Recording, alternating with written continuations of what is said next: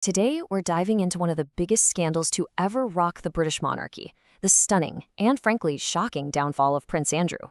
It's a story of incredible power, unchecked entitlement, and a final reckoning that has shaken a thousand-year-old institution right to its foundations. And look, this isn't just another newspaper headline. We're talking about a historical thunderclap. This is a moment that sent shockwaves from inside Buckingham Palace all across the world. It marks a complete break with centuries of royal tradition. So, the big question is, right, how did we get here? How did the man who was once fourth in line to the throne find himself so completely and utterly disgraced? Well, to understand that, we're going to look beyond the usual commentary and use a pretty unique mathematical framework to see if we can uncover the hidden patterns in his life, his relationships, and ultimately, his downfall. So, where does this story of his public implosion begin? Well, it wasn't with a quiet whisper, but with the slam of a police car door on a day that for him should have been all about celebration. Yeah, you heard that right. On the very day he turned 66, the man who used to be His Royal Highness was arrested. The timing is it's almost Shakespearean in its irony, isn't it? A birthday that wasn't about celebrating another year of privilege, but one that marked the real beginning of his final undoing. And the charges themselves, they are just damning. He's accused of taking confidential government information, sensitive stuff from his role as a UK trade envoy, and forwarding it directly to Jeffrey Epstein. And get this, the emails are from 2010. That's 2 full years after Epstein had already been convicted of sex offenses. The potential penalty for this? Life in prison. But to really get a grip on these allegations, you have to understand the man himself. Long before this arrest, a picture started to emerge from people inside the palace walls. A picture of a prince who seemed to believe that the rules, well, they just didn't apply to him. And this isn't some tabloid rumor. This is a first-hand account from Paul Page, a man who was literally tasked with protecting the prince.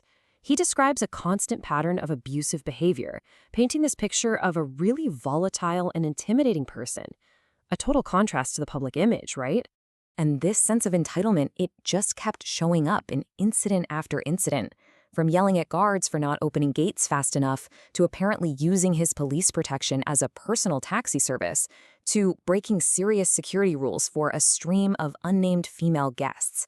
And then, of course, there's that infamous story about his 72 teddy bears, which had to be arranged perfectly or he'd fly into a rage. A valet actually described it as bullying and coercive behavior. Okay, so all these behaviors, they give us a peek behind the curtain, right? But to really decode the fateful relationships at the very heart of this scandal, we're going to apply a system called the Crown Line Method. So, what is the Crown Line Method? Well, at its core, it's a mathematical system that uses a regular 52-card deck as its blueprint. It assigns a specific card to every single person based on their birth date, and then it uses a set of formulas to analyze the connections between them. It's all about revealing these underlying patterns of, compatibility, challenges, and connections. And I want to be really clear about this. This is not astrology, it's not tarot cards or anything like that. It's a system of mathematical analysis that's focused on finding rules-based patterns that show up when you look at how birth dates interact. All right, so let's put this method to work and see what it tells us about Andrew's most critical connections, starting right inside his own family. Okay, so take a look at the birth cards for the main royal family. Now, what I want you to really notice is the card for Prince Philip, Andrew's father. The 7 of Diamonds. Just remember that card. It becomes absolutely key to this whole story. And this is where things start to get really interesting. When we look at Ghislaine Maxwell, the one who introduced Andrew to Epstein, we see a powerful link. In the Crown Line Method, you have your main birth card and the secondary ruling card. And look at this. Her ruling card and Andrew's birth card are the exact same, the 6 of Diamonds. The system flags this as a really fundamental, powerful connection between them.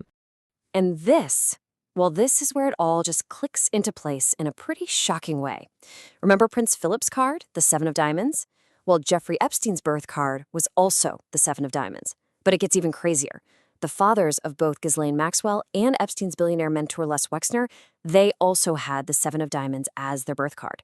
The method suggests this can create a kind of subconscious father familiarity, a feeling of comfort and trust that might have made it harder to see the danger Epstein really posed. And believe it or not, the patterns get even more unsettling when we bring in Virginia Giuffre, Andrew's accuser. Her birth card is the Four of Diamonds. And the astrological ruling card of Andrew's own daughter, Princess Eugenie, it's the very same Four of Diamonds. It's a deeply disturbing link that the method would highlight as a potential and powerful subconscious connection. But this method isn't just about static connections, who's linked to who. It also uses what are called cyclical timing charts to map out when these connections become active over time, and sometimes with just remarkable precision. So let's look at Andrew's timing chart for 2001. You can see the year is broken into these 52-day cycles. And during his very first cycle, which runs from his birthday in February through April, you can see the Four of Diamonds, Virginia Giuffre's birth card, is right there in his chart. They met on March 10th, smack in the middle of this period when her card was literally active for him. Okay, now let's flip it and look at Virginia Giuffre's chart for that exact same time. When she met Andrew, she was in what the method calls a Saturn cycle, a period that's often tied to really significant hardship, difficult lessons, and karma. And if you look closely, which card shows up for her during this incredibly challenging time? The Six of Diamonds, Prince Andrew's birth card. And this is what brings the entire timeline crashing back to the beginning. This is Andrew's chart for the week of his arrest in February 2026. On the exact day he was arrested, look which two cards reappeared in his cycle. The Four of Diamonds, Virginia Giuffre's card, and the Seven of Diamonds, Jeffrey Epstein's. The two people who would define his downfall, both surfacing in his chart on his day of reckoning. So you see these incredible patterns in the charts, and they all led to a very real, very public crisis, and not just for one man, but for the entire institution he was born into. I mean, just look at this statement from King Charles. It's extraordinary, it's direct, it's cold, and the way he signs it, just Charles, not Buckingham Palace. That's a message from a monarch for sure, but it's also from a brother who is drawing a very, very clear line in the sand. And the thing is, the fallout is now spreading beyond just him. The strategy of just treating Andrew like a single bad egg isn't working anymore. Now, sources close to the family are saying that very serious questions are being asked about what King Charles and Prince William knew and when they knew it. That shadow is now falling over the future of the monarchy. So, the cards, the charts, they all seem to point to this moment of karmic reckoning for Prince Andrew, a convergence of all his past actions. But as this whole scandal gets wider and deeper, you have to ask yourself, is this reckoning going to be his and his alone? Or are there still more cards left to be turned over in the House of Windsor?